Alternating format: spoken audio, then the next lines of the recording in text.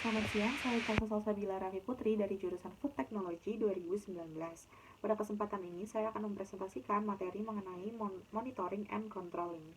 Pertama, saya akan menjelaskan mengenai kontrol proses. Jadi, kontrol proses sendiri itu adalah langkah-langkah untuk mengukur kinerja aktual, membandingkan kinerja aktual dengan standar, dan mengambil tindakan manajerial untuk memperbaiki penyimpangan atau standar yang tidak memadai. Atau kalau misalkan kita terjemahkan ke dalam bahasa Inggris, kontrol proses ini terbagi menjadi 3 step, yaitu measuring actual performance, comparing actual performance against standard, dan taking managerial action. Nah, yang pertama saya akan menjelaskan mengenai measuring actual performance. Jadi di sini kita harus tahu bagaimana cara kita mengukur dan apa yang kita ukur. Mengenai bagaimana cara kita mengukur, biasanya manajer itu melakukan 4 cara. Yang pertama, personal observation. Yang kedua, ada statistical report. Kemudian ada oral report dan ada written report. Sedangkan hal yang akan diukur adalah mengenai performa karyawan. Performa pekerja tidak bisa diukur secara kuantitatif, melainkan lewat seperti attitude pekerja atau workers attitude, kemudian their moral to work atau kemauan mereka untuk bekerja, kemudian ada development attitude regarding physical environment, atau perkembangan attitude mereka terkait dengan lingkungan pekerjaan mereka, dan juga communication with superior atau komunikasi mereka dengan atasan. Nah, performance measure ini biasa dilaporkan mingguan, bisa bulanan, bisa mingguan, bisa juga setiap setengah tahun, atau bisa setiap tahun tergantung dengan perusahaan masing-masing. Ini saya mengambil contoh perusahaan Google. Jadi Google itu punya review system yang mereka namain OKRS atau Objectives and Key Result. Cara kerjanya adalah di sini para atasan akan menilai karyawan mereka dari skala 1 sampai 5, yang artinya 1 itu membutuhkan perkembangan dan 5 adalah luar biasa. Kemudian yang berikutnya adalah comparing actual performance against standard. Perbandingan ini digunakan untuk menentukan variasi antara performa dengan standar perusahaan. Walaupun beberapa variasi dalam performa dapat diterima di semua aktivitas, tetap penting untuk menentukan yang namanya range of variation atau parameter untuk variance antara actual performance dengan standar. Nah, contoh perusahaan yang saya pakai di sini adalah perusahaan Paramount Land. Di tahun 2016, mereka ini punya target penjualan propertinya sekitar 3 triliun.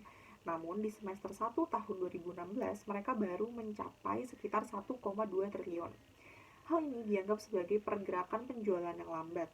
Artinya, Paramount Land ini mengalami yang namanya understandard karena mereka belum mencapai target atau standar yang sudah ditetapkan oleh perusahaan.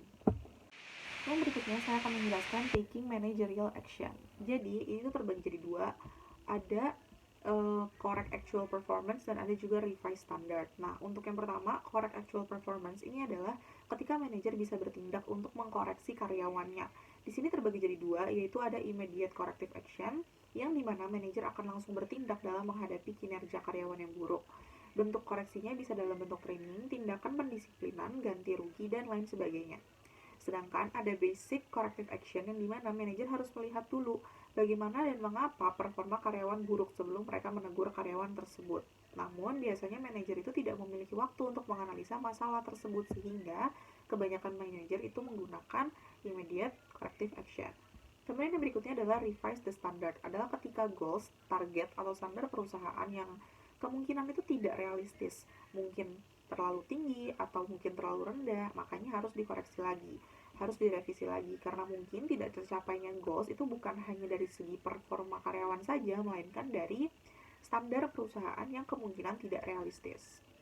Nah, contoh perusahaan yang saya ambil di sini adalah perusahaan Walmart. Jadi mereka ini punya sistem poin untuk para pegawainya.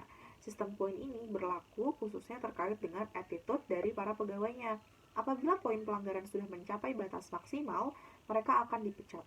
Hal ini termasuk ke immediate corrective action, di mana para pegawai sebelumnya sudah tahu mengenai kebijakan perusahaan, dan apabila mereka melanggar, mereka akan langsung menerima konsekuensinya berupa poin-poin tersebut tadi. Nah, berikutnya saya akan menjelaskan mengenai type of control. Jadi di sini terbagi ada input, ada processes, dan ada output. Untuk input itu dinamakan feed forward control, untuk prosesnya di sini disebut concurrent control, dan outputnya disebut feedback control. Nah, sekarang saya akan menjelaskan masing-masing dari ketiga type of control ini. Yang pertama adalah feed forward control. Ini adalah tindakan yang dilakukan untuk mengontrol pekerjaan agar tidak timbul masalah.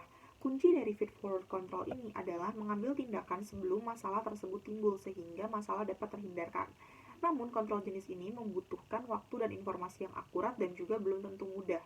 Contohnya, ini saya mengambil di perusahaan McDonald yang mengirim pegawai QC atau quality control mereka untuk membantu petani di Rusia untuk belajar teknik menanam kentang berkualitas tinggi, atau membantu para pembuat roti agar mereka bisa menghasilkan roti yang berkualitas tinggi juga. Sehingga kualitas produk McDonald itu bisa konsisten dan terhindar dari masalah-masalah yang terkait dengan produk pangan mereka. Berikutnya ini adalah concurrent control. Ini adalah tindakan yang dilakukan saat pekerjaan tersebut sedang berjalan. Bentuk dari concurrent control ini misalnya adalah arahan langsung dari supervisor, yang artinya manajer itu berinteraksi secara langsung dengan karyawan sehingga mereka bisa langsung mengkoreksi permasalahan sebelum masalah tersebut semakin besar. Contoh yang saya ambil ini adalah dari perusahaan Google, yaitu saya mengambil spesifiknya adalah Direktur Business Product Management di Google, yaitu Nicholas Box. Jadi dia dan timnya ini selalu memperhatikan salah satu penyumbang profit terbesar untuk Google, yaitu Google Ads. Mereka memperhatikan segalanya mulai dari misalkan berapa kali ads diklik, terus revenue yang didapatkan dari ads tersebut, kemudian juga hal-hal lain yang tergantung dengan advertisement di Google. Sehingga ketika mereka menemukan ada yang tidak beres, mereka akan langsung bisa mengatasinya. Berikutnya adalah feedback control. Ini adalah tindakan yang dilakukan setelah pekerjaan tersebut telah selesai. Feedback control ini permasalahannya adalah pada ketika suatu kesalahan atau masalah terlanjur terjadi dan manajer baru mengoreksinya itu akan mengakibatkan pemborosan. Namun feedback control ini juga mempunyai keuntungan, yaitu pertama, manajer jadi tahu kalau planning yang mereka buat itu efektif, dan apabila feedbacknya menunjukkan kalau terdapat jarak yang kecil antara standar dan actual performance mereka entah under atau over, itu artinya mereka telah mencapai target. Kedua, bisa meningkatkan motivasi karyawan, karena karyawan itu butuh tahu apakah mereka itu mengerjakan pekerjaannya dengan baik atau tidak.